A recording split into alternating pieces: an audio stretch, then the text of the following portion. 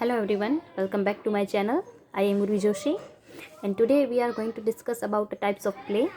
In previous video we have discussed four types of play which were tragedy, comedy, tragic comedy and melodrama.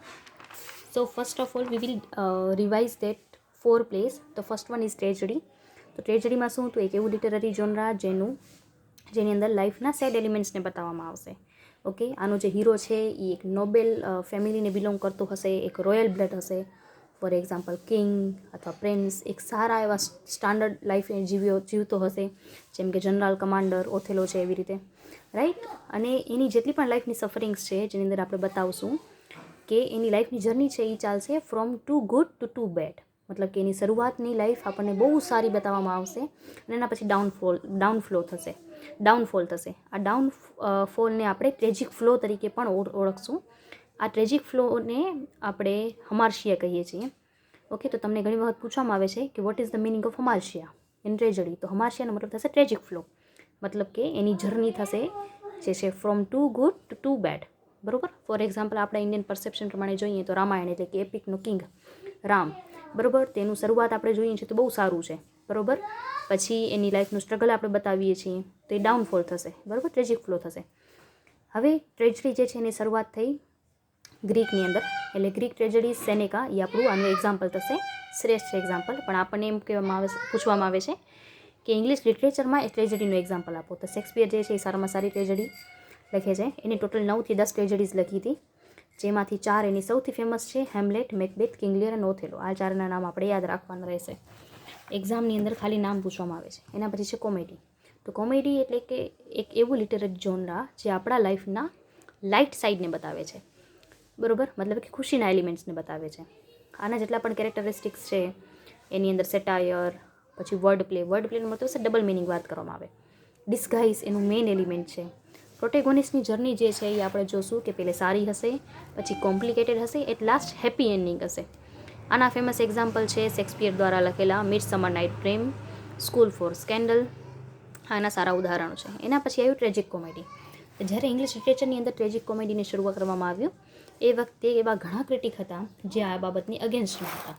કેમ કે ગ્રીકની અંદર જોવા જાઓ તો પ્યોર ડ્રામા જે લખાય છે એમાં પ્યોર ડ્રામામાં એવું માનતા કે કાં તો એ ટ્રેજડી હોવી જોઈએ, કાં તો એ કોમેડી હોવું જોઈએ. બંનેનું મિક્સર ક્યારે ન હોવું જોઈએ.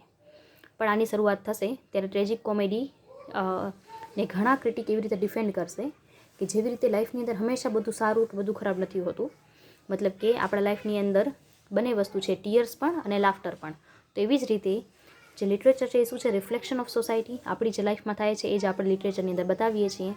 તો ટ્રેજિક કોમેડીની અંદર આપણે ટીયર્સ અને લાફ્ટરને મિક્સ કરીએ તો એ ખોટું નથી. ઓકે, આની શરૂઆત જે છે એ એમ્પિથેરિયન કરીને રોમન ડ્રામેટિસ્ટ હતા પ્લોટસ. પ્લોટસનું પહેલું વર્ક હતું એમ્પિથેરિયન, જે આપણું પહેલું ટ્રેજિક કોમેડી છે. અને જો ઇંગ્લેન્ડની અંદર જોવા જાઓ તો મર્ચન્ટ ઓફ વેનિસ, ધ ટેમ્પેસ્ટ અને વિન્ટર્સ ટેલ આનું સારામાં સારા ઉદાહરણો છે. આને પણ આપણે યાદ રાખશું. એના પછી છે મેલોડ્રામા, એક એવું ડ્રામેટિક વર્ક જેનો પ્લોટ જે છે એ ટિપિકલી આપણા સ્ટ્રોંગ ઇમોશન્સને બતાવશે, સેન્ટિમેન્ટ્સને બતાવશે, જેમ કે love, family issues, marriage, separation, anger, આવી બધી વસ્તુને બતાવશે. જ્યારે પણ આપણે મેલોડ્રામાની વાત કરશું તેની સેટિંગ જે છે એ હંમેશા એક ઘર અથવા તો પાર્ટીઝ હશે, ક્લબ કે પબ, આવું બતાવવામાં આવશે. જેને 10,000 થી 20,000 શબ્દોની અંદર લખવામાં આવશે, એની લેન્થ હશે. અને એ આપણને બતાવે છે કે વિલન જે છે એ હંમેશા હીરો કરતાં પાવરફુલ હોય છે, કેમ કે સેન્ટિમેન્ટ્સ એના પાસે વધારે હશે. રિવેન્જ લેવા માટે હંમેશા વિલન છે એ ઉતારું હશે. ઓકે, તો આનો ફેમસ એક્ઝામ્પલ છે Pygmalion by Jack Rousseau in 1762. Uncle Tom's કેબિનનું છે, uncle Tom's cabin by Harriet Beecher Stowe. Uncle Tom's cabin જે છે એ અમેરિકન ઇંગ્લિશ લિટરેચરનું ઉદાહરણ છે. અને the woman in white by Wilkie Collins, આટલું આપણે જોયું હતું. હવે આગળ જે છે એ છે ઓપેરા, જે આજે આપણે સમજશું. Opera is a Italian word for the work. The Italian phrase use for opera is a bel canto, which means beautiful singing.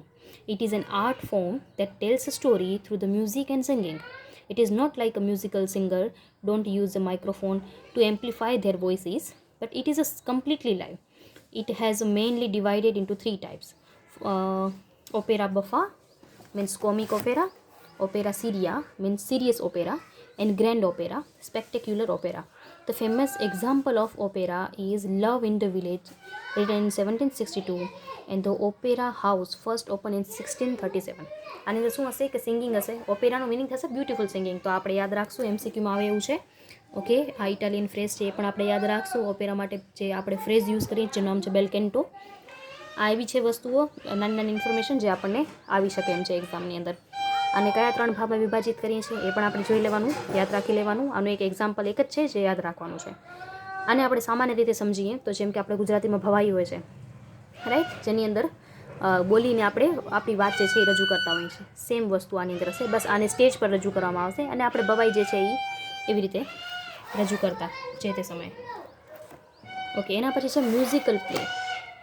Musical play, it is a form of a theatrical perform ones that combines song, spoken dialogue, acting and dance. The story and emotional content of musical humor, pathos, love, anger are communicated through the words, music and movements.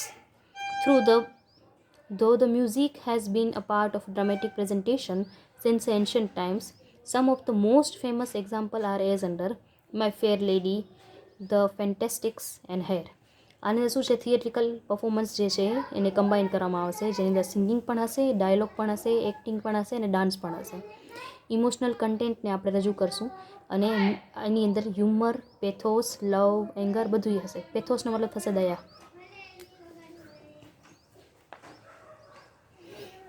Okay, આ બધાથી એ લોકો communicate કરશે અને આપણા સમક્ષ મૂકવામાં આવશે, મતલબ કે પ્રેઝન્ટ કરવામાં આવશે. આના એક્ઝામ્પલ છે my fair lady, the fantasticks અને હેર. એના પછી છે હિસ્ટ્રી પ્લે અથવા historical play. As a name refers, it drew the event of the past, whether it is a partial or entirely drawn from the people or event of the past. It considered as a theatrical genre. William Shakespeare wrote 10 plays, each one loosely based on an English monarch and the period in which he reigned. The famous examples are as under Richard II, The Tragedy of King Richard III, Henry IV, The Life and the Death of King John and Henry V. બરાબર. Historical play જે છે એની અંદર 2 શક્યતાઓ છે. આ પેલું કે pure હિસ્ટ્રીને બતાવવામાં આવે એઝ ઇટ ઇઝ, જેની અંદર કંઈ પણ ચેન્જ ન કરવામાં આવે. અને સેકન્ડલી કે પાર્શિયલ કોઈક એક ઇવેન્ટ લેવામાં આવે જેના એ આપણું બેઝિક બને અને એના પછી જે છે એ રાઇટર પોતાના ઇમેજિનેશનને યુઝ કરે અને આમ જોવા જાવ તો એક ફિક્શનલ વર્ક હોય. બરાબર. તો આ બંને વસ્તુ પોસિબલ છે, પણ એ છે કે આના જેવું ક્યાંક ને ક્યાંક પાસ્ટમાં ઇવેન્ટ બન્યું જરૂર હોય જેના બેઝ પર આખો ડ્રામા ઊભું થયેલું હોય, તો તેને હિસ્ટ્રી પ્લે અથવા હિસ્ટોરિકલ પ્લેઝ આપણે કહેશું. તો આજે એટલું જ છે. પછી છે conclusion. As time proceed, drama developed with time, but now we didn't have a time to watch full fledge drama with 5 acts. So, for example, one act play has taken a place of a full-fledged drama. Moreover, cinema, T-series, social medias, etc. are ever ready to serve the audience just in one click. And that's why they have lost its charm. But still, the work or drama written during the Elizabethan age, Victorian age or modern age are still an eye-catching for readers. એટલે જેમ જેમ સમય બદલતો જાય છે તેમ તેમ drama જે છે એ પોતાનું ક્યાંક ને ક્યાંક સમય સાથે બદલતું રહે છે. બરાબર. જેમ કે એલિઝાબેથન એજના આપણે ડ્રામા જોઈએ તો હિસ્ટોરિકલ પ્લે છે, પછી ટ્રેજિક કોમેડી છે, રોમેન્ટિક કોમેડી છે. એનું સ્થાન ક્યાંક ને ક્યાંક વિક્ટોરિયન એજમાં તમે જુઓ તો એક પ્રેક્ટિકલ વ્યક્તિને જોવા મળશે આપણે એને ડ્રામાની અંદર. બરાબર. અને પહેલાં શું હતું કે 5 એક્ટનો પૂરેપૂરો ડ્રામા લખાતો, એના પછીથી 1 એક્ટ પ્લે આવી ગયો. ઓકે, આગળ જતાં તમે જોશો થિયેટર ઓફ એબ્ઝર્ડ, મોડર્ન એજ અને પોસ્ટ મોડર્ન એજ પછી તો થિયેટર એબ્ઝર્ડ જે છે એ થિયેટર ઓફ એબ્ઝર્ડ, જેની અંદર સેમ્યુઅલ બેકેટનું છે વેટિંગ ફોર ગોડોટ, એ માત્ર 2 એક્ટની અંદર જ પૂરું થઈ જાય છે. બરાબર. તો આવી રીતે સમય બદલતાની સાથે સાથે ડ્રામા જે છે એનું પણ સ્વરૂપ બદલાય છે. પણ એ આપણે કહી શકીએ કે ક્યાંક ને ક્યાંક સિનેમા, ટી સિરીઝ કે સોશિયલ મીડિયા જેમ જેમ આવે છે તેમ તેમ ઓડિયન્સ જે છે એને અલગ અલગ વસ્તુઓ અલગ અલગ રીતે સર્વ કરતું હોય છે. બરાબર. છતાં પણ જેટલા પણ સારા એવા રીડર્સ છે કે જેને વાંચવું પસંદ છે, જેને ક્લાસિકલ વર્ક્સ વાંચવા પસંદ છે, લોકો આજે પણ એલિઝાબેથન, મોડર્ન એજ કે વિક્ટોરિયન એજના સારામાં સારા ડ્રામેટિસ્ટને વાંચવું પસંદ કરે છે. અને એટલે આપણે કહી શકીએ કે જ્યાં સુધી એટલા સારા વાંચકો છે ત્યાં સુધી લિટરેચર જે છે એનું ચામ ક્યારે નહીં હોય. તો આઈ હોપ તમને સમજાઈ ગયું હશે. આ છે ટાઈપ્સ ઓફ પ્લે. હવે જો તમને એમ પૂછવામાં આવે કે ટાઈપ્સ ઓફ પ્લે ઉપર શોર્ટ નોટ લખો તો પહેલાં તમારે ઇન્ટ્રોડક્શન લખવાનું, પછી what is drama any definition લખવાની અને પછી ટાઈપ્સ ઓફ પ્લે લખવાનું. બરાબર. અને લાસ્ટમાં કન્ફ્યુઝન થશે ત્યારે આપણું આખો આન્સર જે છે એ કમ્પ્લીટ થશે. આવી જ રીતે પદ્ધતિસર આન્સર લખેલો હોવો જોઈએ. જો તમને એમ પૂછવામાં આવે કે ડિસ્કસ કરો ડ્રામા એઝ અ જોનરા, તેમાં તમારે પહેલે ઇન્ટ્રોડક્શન લખવાનું, પછી ડેફિનેશન લખવાની, પછી એની કેરેક્ટરિસ્ટિક્સ લખવાની, પછી તમારે એના ટાઈપ્સ લખવાના. તો ડિપેન્ડ કરે છે કે તમને શું પૂછવામાં આવે છે, અને તમને જે પૂછવામાં આવે એ જ તમારે લખવાનું છે. એટલું નહીં કે અમને તો જે આવડે છે અમે તો એ જ જ્ઞાન તમને બતાવશું, એવું નહીં. તમારા પાસે જ્ઞાન છે જ, તમને જે પૂછવામાં આવે એટલું જ તમારે પીરસવાનું છે, નહીંતર પેપર અધૂરું રહી જશે. આઈ હોપ તમને સમજાઈ ગયું હશે. છતાં પણ કંઈ ન સમજાણું તો મને કોમેન્ટ કરીને જણાવજો. આજને આ વિડીયો પૂરો થઈ જશે પછી નીચે છે ને ડિસ્ક્રિપ્શન બોક્સમાં તમને લિંક મળશે. એ લિંક પર જશો એટલે તમને આની ફ્રી PDF મળી જશે, જેની અંદર આખો આન્સર છે એઝ ઇટ ઇઝ. અને કંઈ પણ ડાઉટ હોય તો મને જરૂરથી જણાવજો. Thank you so much. May God bless you to all. By.